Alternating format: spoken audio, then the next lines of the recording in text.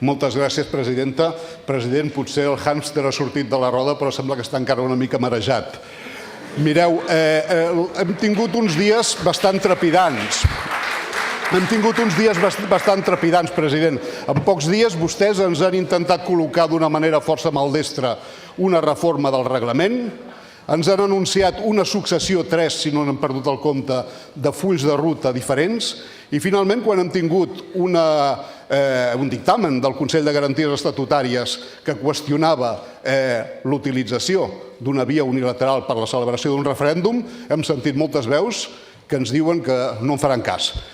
Nosaltres, davant de tot aquest desgavell, hem demanat una compareixença de vostè davant d'aquesta cambra per poder-se explicar tal com cal, però avui la pregunta és obligada. El govern té un pla davant d'aquesta situació? El debat s'anima, no?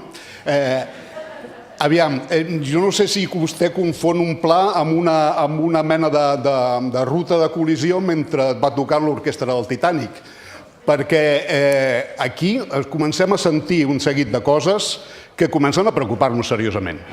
Cada cop estem sentint més discursos que aposten pel com pitjor, millor.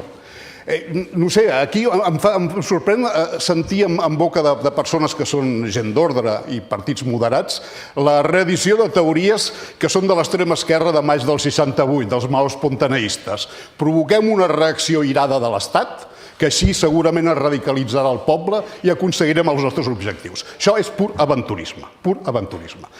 Senyor president, el que li volem proposar nosaltres i el que ho fem amb insistència i ha estat el sentit de l'esmena que vam introduir ahir, que vam presentar ahir, pel que fa als pressupostos, pel que fa a aquesta disposició addicional polèmica, és trobar una manera de fer que respecti el que són compromisos i possibilitats d'aquest Parlament, la lluita i el treball per un referèndum acordat, i que respecti al mateix temps un Consell de Garanties Estatutàries i els seus dictàmens. Un Consell de Garanties Estatutàries, permeti'm de recordar-li que si els seus dictàmens no són vinculants és per decisió del Tribunal Constitucional. Aquí amb algunes coses de vegades ens va força bé determinades disposicions legals espanyoles. Per tant, nosaltres insistim a oferir aquesta pista d'aterratge al govern per trobar una sortida honorable a aquesta situació en què s'ha ficat.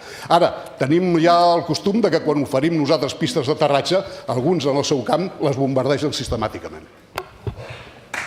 Gràcies, senyor Rabell.